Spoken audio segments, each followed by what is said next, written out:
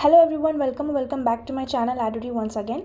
So in today's video we will discuss some physics questions which can be important for your entrance exam, that is BSc Nursing CNET. तो यहाँ पर कुछ ऐसे questions भी हैं इस वीडियो में मैं बताऊँगी जो कि पहले जो एग्ज़ाम हो चुका है प्रीवियस ईयर क्वेश्चन पेपर्स में जो भी क्वेश्चंस थे वो यहाँ पे रिपीटेड क्वेश्चन है, वो भी प्रैक्टिस करवाऊँगी।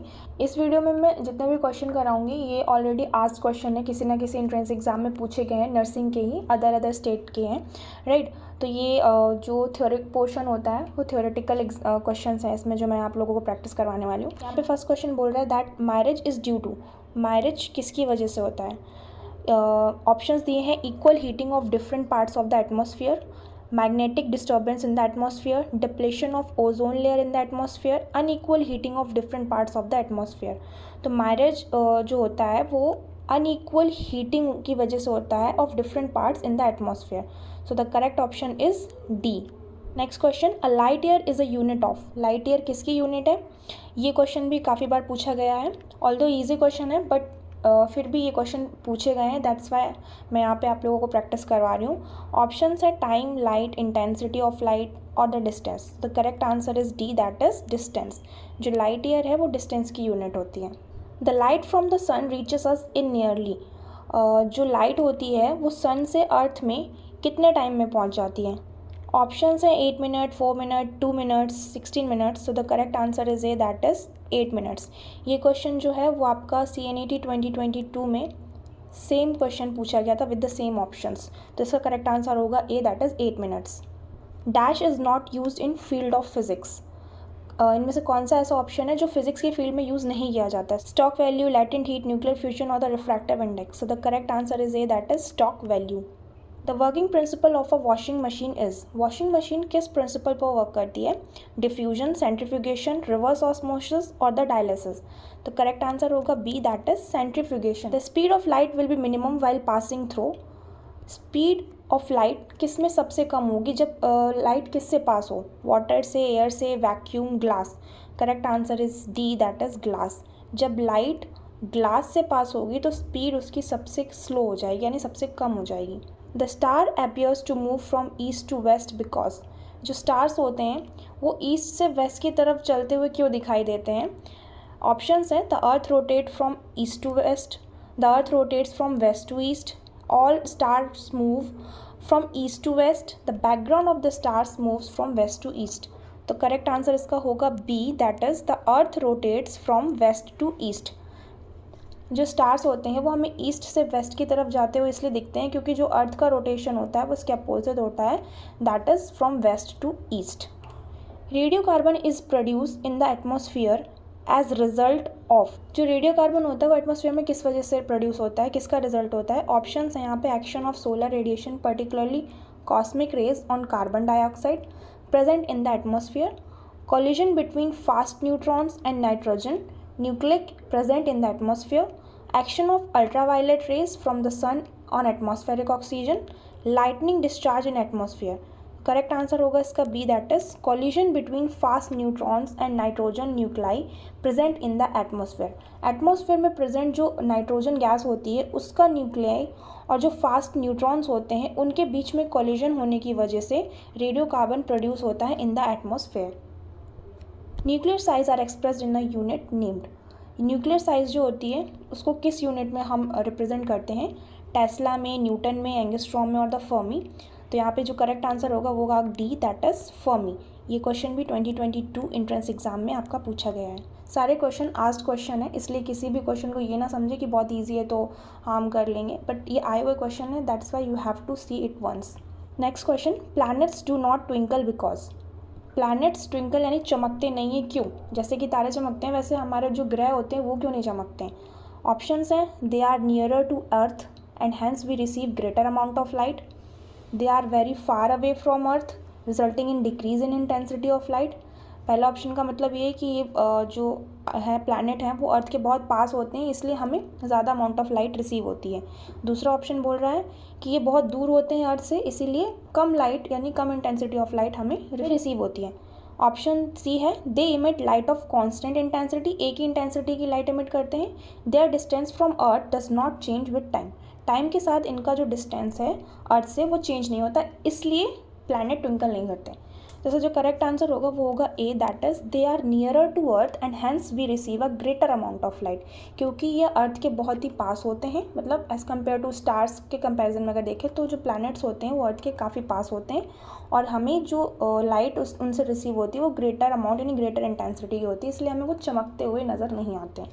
तो इसका करेक्ट आंसर हो जाएगा A option. The absorption of ink by blotting paper involves, कोई पेपर है उसमें अगर इंक गिर जाए तो उसमें जो एब्जॉर्प्शन होगा वो किसका एग्जाम्पल होगा, उसमें कौन सा प्रोसेस होगा? सिफॉन एक्शन की वजह से, diffusion of ink through blotting, capillary action phenomena होगा, या विस्कोसिटी ऑफ इंक होगा? जिसका जो करेक्ट आंसर होगा वो होगा C, that is due to capillary action. Radar is used for, हम राडार का यूज़ क्यों करते हैं? ऑप्शन है for receiving a signal in a radio receiver, locating submerge submarine, locating geostationary satellites, detecting and locating the position of objects such as aeroplanes। तो correct answer होगा इसका D, that is for detecting and locating the position of objects such as aeroplanes. हमें aeroplanes वगैरह जैसे objects होते हैं उनका location को डिटेक्ट करने के लिए या उनको लोकेट करने के लिए हम राडार का यूज़ करते हैं। Sound waves in air are, air में जो साउंड वेव्स होती हैं वो कैसी होती है? Electromagnetic, longitudinal, polarised, transverse. तो करेक्ट आंसर इज होगा B, that is longitudinal. Sound of frequency below 20 hertz is called, अगर जो फ्रीक्वेंसी है वो 20 हर्ट्ज से नीचे अगर होगी तो हम उस साउंड को क्या बोलेंगे? ऑडियो साउंड, इंफ्रासोनिक, सुपरसोनिक्स और ultrasonic. Correct answer is B, that is infrasonic. Like the scalar quantity, scalar quantity इसमें ऑप्शन आपको करेक्ट ऑप्शन चूज़ करना है। स्केलर क्वांटिटी का मतलब जिसमें सिर्फ मैग्नीट्यूड हो, डायरेक्शन ना हो। ऑप्शन है प्रेशर, फोर्स, वेलोसिटी, एक्सेलरेशन। तो एज वी ऑल नो कि यहाँ पे जो ये तीन ऑप्शन है इन तीनों में ही मैग्नीट्यूड के साथ साथ इनकी डायरेक्शन भी होती है, that's why these all are vector quantity. तो हमारा आंसर बचा A option, that is it is a scalar quantity. Pressure जो है वो हमारा स्केलर क्वांटिटी होता है। Metals are good conductor of electricity because, जो मेटल्स होते हैं वो गुड कंडक्टर होते हैं इलेक्ट्रिसिटी के, क्यों? Because they have high melting point, क्योंकि जो उनका मेल्टिंग पॉइंट होता है वो ज़्यादा होता है। The atoms are lightly packed, they contain free electron, और ऑल ऑफ द अबव। तो करेक्ट आंसर होगा C, that is they contain free electron. इनमें फ्री इलेक्ट्रॉन प्रेजेंट होता है जिसकी वजह से ये गुड कंडक्टर ऑफ इलेक्ट्रिसिटी होते हैं। मोमेंट ऑफ इनर्शिया इज, जो मोमेंट ऑफ इनर्शिया होता है वो क्या होता है? फेजर, स्केलर, वेक्टर, टेंसर, कौन सी क्वांटिटी है? तो D option is correct, that is tensor quantity. Sound travels at the fastest speed in, जो साउंड होता है वो सबसे ज़्यादा फास्ट किस में चलेगा? वाटर में, स्टील में, एयर में और द वैक्यूम। करेक्ट आंसर होगा B, that is steel. Next question, 1000 microns is equal to, 1000 micron किसके बराबर होते हैं? तो 1000 माइक्रॉन को अगर हम मीटर में पहले चेंज करें तो उसकी वैल्यू होती है 10⁻⁻6 मीटर, राइट। अब 1 माइक्रॉन की वैल्यू होती है 10⁻⁻6 मीटर। अब इसमें 1000 माइक्रॉन का बोल रहा है तो multiply by 1000, that is 10⁻3।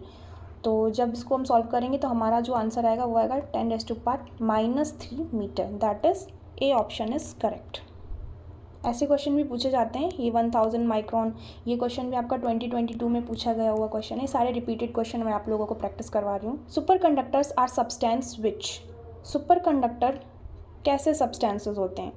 Offer no resistance to the flow of electricity, offer high resistance to the flow of current, conduct electricity at high temperature, conduct electricity at low temperature. तो correct answer हो जाएगा ये, that is offer no resistance to the flow of electricity. Superconductor जो होते हैं वो electricity की जो फ्लो होता है उसमें कोई भी बाधा यानी कोई भी रेजिस्टेंस ऑफर नहीं करते हैं। Radio telescopes are better than optical telescopes because, जो रेडियो टेलीस्कोप्स होते हैं वो ऑप्टिकल टेलीस्कोप से ज़्यादा बेटर होते हैं, क्यों? Because they can detect faint galaxies which no optical telescope can, they can work even in cloudy conditions, they can work during the day and night, all of the above। Correct answer उसका होगा D, that is all of the above.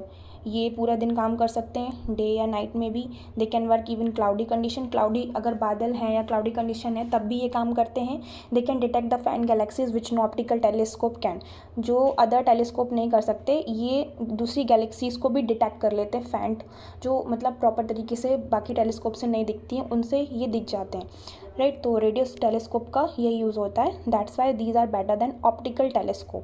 तो इसका correct answer होगा D, that is all of the above. Rainbow is due to, rainbow क्यों बनता है, ये question भी आपका 2022 एंट्रेंस एग्जाम में पूछा गया है। तो ऑप्शन है refraction and reflecting of sunlight by water droplet, absorption of sunlight in minute water droplets, diffusion of sunlight through water droplets, ionization of water deposit. Correct answer होगा इसका A, that is refraction and reflection of sunlight by the water droplets. Isotopes of an elements contain, isotopes में क्या होता है, equal number of proton and electron, proton electron का जो number होता है वो इक्वल होता है, same number of proton but different number of neutron, same number of neutron but different number of protons, equal number of nucleons. तो इसका जो करेक्ट आंसर होगा वो होगा बी, दैट इज आइसोटोप में नंबर ऑफ प्रोटॉन सेम होता है but number of neutrons different होता है।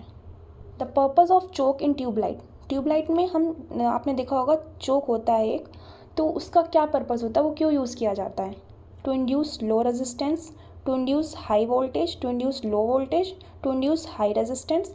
Correct answer is B, that is to induce high voltage. Choke का काम ट्यूबलाइट में हाई वोल्टेज को बढ़ाने के लिए होता है। Next question, sir C V. Raman was awarded Nobel prize for his work connected with which of the following phenomena of radiation. C V. Raman ने नोबेल प्राइज़ विनर है ये, इनको क्यों नोबेल प्राइज़ मिला था, उन्होंने कौन से फिनोमेना पे वर्क किया था, जो कि ऑप्शन में आपके गिवन है, डिफ्रैक्शन में, इंटरफेरेंस में, स्कैटरिंग ऑफ लाइट में या फिर पोलराइजेशन में। तो करेक्ट आंसर होगा इसका C, that is scattering of light. ये क्वेश्चन भी आपका रिपीटेड क्वेश्चन है। Next question, supersonic plane fly with the speed, जो सुपरसोनिक प्लेन होते हैं वो किस स्पीड से उड़ सकते हैं, साउंड की स्पीड के बराबर, less than the speed of sound, greater than speed of sound और the speed of light. Correct answer is C, that is greater than the speed of sound. जो साउंड की स्पीड होती है उससे भी ज़्यादा स्पीड से ये उड़ सकते हैं, दैट्स वाई इनको हम सुपरसोनिक बोलते हैं, सबसे सुपर होते हैं। Next question, the optical fibre works on, जो ऑप्टिकल फाइबर्स होते हैं वो किस पे काम करते हैं, total internal reflection, principle of refraction, interference और द स्कैटरिंग। करेक्ट आंसर हो जाएगा ये, that is total internal reflection. Question, mercury is commonly used as a thermometric fluid rather than water because, हमने देखा होगा जो थर्मामीटर होता है हमारा, तो हम हमेशा थर्मामीटर में मर्करी फिल करते हैं, वाटर क्यों नहीं फिल करते हैं, ऐसा क्यों होता है, because density of mercury is more than water, क्योंकि जो मरकरी की डेंसिटी होती है, जो घनत्व होता है वो ज़्यादा होता है वाटर के कंपैरिजन में। ऑप्शन बी बोल रहा है specific heat of mercury is less than water, जो स्पेसिफिक हीट होती है मरकरी की वो वाटर से कम होती है, इसलिए हम फिल करते हैं। Specific heat of mercury is more than water और the mercury has greater visibility than water. तो करेक्ट आंसर इसमें होगा D, that is mercury has greater visibility in than water. Water के कंपैरिजन में मरकरी में ज़्यादा विजिबिलिटी होती है, that's why we fill mercury in the thermometer in place of water. Light emitting diodes जो होते हैं, जो एलईडी बल्ब्स वगैरह जो हम यूज़ करते हैं, is use in fancy electronic device such as toys emit, toys वगैरह में हम एलईडी लाइट्स यूज़ करते हैं क्योंकि ये क्या इमिट करते हैं, एक्सरेज, अल्ट्रावायलेट रे, रेडियो वेव्स और द विजिबल लाइट। तो करेक्ट आंसर होगा D, that is visible light, जो हम देख सके जिससे कि वो चमकता है, वो टॉय या जो कोई खिलौना है, तो उसमें हम इसीलिए एलईडी जो लाइट होती है उसे हम यूज़ करते हैं। देन फिर यहाँ और अदर क्वेश्चंस भी हैं, लेकिन ये एमसीक्यू टाइप्स नहीं है, but these are also important for your exam. तो यहाँ पे हम ये भी देख लेते हैं। तो यहाँ पे पहला क्वेश्चन बोल रहा है, who gave the theory of relativity, relativity theory किसने दी थी, ये क्वेश्चन भी पूछा गया क्वेश्चन है, ये आपका एम्स बीएससी नर्सिंग में पूछा गया था। तो इसका आंसर होगा एल्बर्ट आइंस्टीन, एल्बर्ट आइंस्टीन ने थ्योरी ऑफ रिलेटिविटी दी थी। नेक्स्ट बोल रहा है, rectifier as a device convert current in which manner, जो रेक्टिफायर होता है इसका क्या काम होता है, किसको किस में कन्वर्ट करता है, एसी को डीसी में, डीसी को एसी में, या फिर DC AC in the sense electric current और द डायरेक्ट करंट। तो रेक्टिफायर का काम होता है एसी को डीसी में, यानी अल्टरनेटिंग करंट को डायरेक्ट करंट में चेंज करना।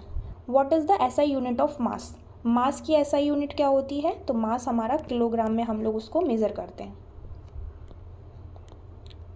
फिर बोल रहा है, what is charge inside any close surface, अगर कोई क्लोज सरफेस है तो उसके अंदर क्या चार्ज होगा, जिसे हम क्यू से रिप्रेजेंट करते हैं। तो हमेशा याद रखना, जो भी क्लोज सरफेस होता है उसके अंदर जो चार्ज की वैल्यू होती है वो हमेशा ज़ीरो होती है। सो अगर ऑप्शन में ज़ीरो होगा तो आप लोग ज़ीरो आंसर टिक करेंगे। Which device use to regulate voltage, voltage को रेगुलेट करने के लिए हम कौन सी डिवाइस का यूज़ करते हैं, उस डिवाइस का नाम होता है जेनर डायोड। फिर है which instrument is use to measure the relative humidity of atmosphere. ये क्वेश्चन भी काफ़ी बार पूछा गया और इसको मैंने इसके पहले भी जितने भी फिजिक्स क्वेश्चन मैंने अपने वीडियो में बताए हमेशा ये क्वेश्चन आया ही है। आपने देखा होगा एमसीक्यूज़ में ये क्वेश्चन काफ़ी बार मैंने आपको प्रैक्टिस कराई। ह्यूमिडिटी होती है रिलेटिव ह्यूमिडिटी, उसको मेज़र करने के लिए हम किस इंस्ट्रूमेंट का यूज़ करते हैं, तो उसे हम बोलते हैं hygrometer. The blue colour of sky is due to, जो स्काई का ब्लू कलर होता है वो किसकी वजह से होता है, स्कैटरिंग ऑफ लाइट की वजह से, क्योंकि जो लाइट है वो स्कैटर करती है इस वजह से। The unit of temperature in SI method, तो टेम्परेचर का एसआई मेथड में क्या यूनिट होती है, तो होती है kelvin. What does not change in medium, speed, wavelength, frequency. किसी भी मीडियम में चेंज होने में, मतलब अगर मान लो कोई डेंसर मीडियम से रेयर मीडियम में जा रहा है या रेयर मीडियम से डेंसर मीडियम में जा रहा है, तो मीडियम चेंज करने पे इन तीनों में से क्या चीज़ चेंज नहीं होती है, स्पीड, वेवलेंथ या फिर फ्रीक्वेंसी। तो फ्रीक्वेंसी एक ऐसी चीज़ है जो मीडियम चेंज होने पर कभी चेंज नहीं होती है। Then next question, what type of wave propagation use to get signal from satellite. Satellite से सिग्नल पाने के लिए हम कौन सी वेव्स का यूज़ करते हैं, तो ये होती हैं space waves. Which instrument measure the specific gravity. Specific gravity को मेज़र करने के लिए कौन सा इंस्ट्रूमेंट होता है, हाइड्रोमीटर। रिमेंबर ये हाइड्रोमीटर और हाइग्रोमीटर दोनों सिमिलर टर्म है। अभी मैंने एक चीज़ बताई थी कि रिलेटिव ह्यूमिडिटी को मेज़र करने के लिए जो इंस्ट्रूमेंट यूज़ किया जाता है वो होता है हाइग्रोमीटर, HYGRO होता है। ये G और D का डिफरेंस है यहाँ पे, तो वो हाइग्रोमीटर होता है। और स्पेसिफिक ग्रेविटी अगर बोला जाए तो ये हाइड्रो यानी DRO होगा, तो ये याद रखना। Instrument is use to see small object. Small objects को देखने के लिए एज वी ऑल नो कि हम माइक्रोस्कोप का यूज़ करते हैं जिससे कि वो बड़ी दिखाई दे। Gravitational force is maximum at, जो ग्रेविटेशनल फोर्स होता है वो कहाँ पर मैक्सिमम होता है हमारी अर्थ में, इक्वेटर पे और द पोल, तो आंसर होगा poles. Which force is greater, gravitational और इलेक्ट्रोस्टैटिक। कौन सा फोर्स सबसे ज़्यादा होता है, बड़ा होता है, ग्रेविटेशनल या फिर इलेक्ट्रोस्टैटिक। तो जो इसका करेक्ट आंसर होगा वो होगा इलेक्ट्रोस्टैटिक।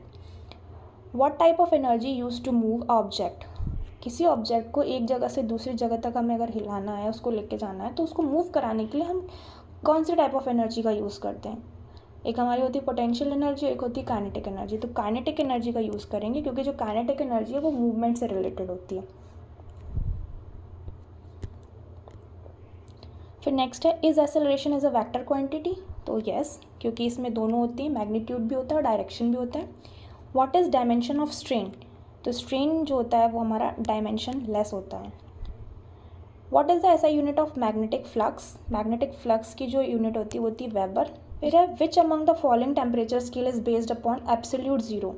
कौन सा ऐसा टेम्परेचर स्केल होता है जो एब्सोल्यूट जीरो पर डिपेंड होता है, तो वो होता है kelvin scale. Which of the following scientific discoveries was made by C.V. Raman. C.V. Raman ने कौन सी डिस्कवरी की थी, तो यह अभी हमने MCQs में भी देखा था कि उनको नोबेल प्राइज़ मिला था। किस वजह से, क्योंकि उन्होंने डिस्कवरी की थी in elastic scattering light by molecules, scattering of light में इन्होंने वर्क किया था। विच of the following unit is the smallest in term of length. Length के टर्म में सबसे स्मॉलेस्ट यूनिट क्या होती है, तो वो होती है फर्मी। फिर है, which of the following is true about affect of altitude on the value of acceleration due to gravity. तो आंसर हो जाएगा the acceleration due to gravity decrease with height. Height के साथ साथ जो हमारा जी होता है gravitational acceleration due to gravity वो भी डिक्रीज होता है। What is the time period for a satellite orbit close to the surface of earth. Earth के सरफेस के पास अगर कोई सैटेलाइट ऑर्बिटिंग कर रहा है तो उसका टाइम पीरियड होगा 84.6 minute. Which of this represent the angular momentum of satellite. Angular momentum का फॉर्मूला होता है MVR, so correct answer is MVR। What is the order of distance for Van der Waals force to be active. Van der Waals force को active होने के लिए कितना distance minimum होना चाहिए तब वंडरवॉल फोर्स जो है वो काम करेगा, तो उसकी जो मिनिमम वैल्यू होती है वो 10 से 9 मीटर होनी चाहिए। What is the unit of specific gravity. तो स्पेसिफिक ग्रेविटी की कोई यूनिट नहीं होती। The absorption of ink by blotting paper involves capillary action phenomena. ये MCQ में भी सेम क्वेश्चन था। Nuclear sizes are expressed in unit named fermi. ये भी अभी हमने देखा था कि न्यूक्लियर साइज जो होता है वो फर्मी में मेज़र किया जाता है। लाइट ईयर डिस्टेंस की यूनिट होती है। What device is used by law enforcement agencies in light detection test. आपने देखा होगा मूवीज़ वगैरह में एक लाइट डिटेक्शन टेस्ट होता है जिस मशीन का यूज़ करके हम किसी भी पर्सन का झूठ पकड़ पाते हैं। तो उसमें क्या लॉ होता है, क्या मतलब उसमें यूज़ किया जाता है, तो वो होता है polygraph. What is the orbital speed of satellite near the earth. Earth के पास में सैटेलाइट की ऑर्बिटल स्पीड क्या होती है, तो ये होती है p² = gr। Newton's third law of motion apply on. जो न्यूटन्स का थर्ड लॉ होता है वो किस पर अप्लाई होता है, तो दो अलग अलग बॉडीज़ पर ही ये काम करेगा। अगर सेम बॉडी है तो Newton's third law of motion काम नहीं करेगा।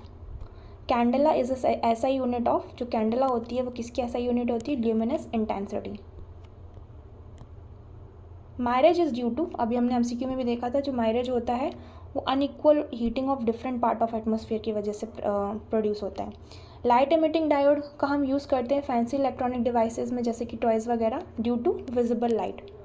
Mercury is commonly used in a thermometer fluid rather than water because, अभी हमने देखा था क्योंकि मरकरी जो होती है उसका ग्रेटर विजिबिलिटी होता है than water. Light from the star alpha century which is nearest to the earth after the sun reaches the earth in. जो लाइट होती है स्टार से अर्थ में कितने टाइम में पहुंचती है, वो होती है 4.2 years. Scalars are quantities that are described by.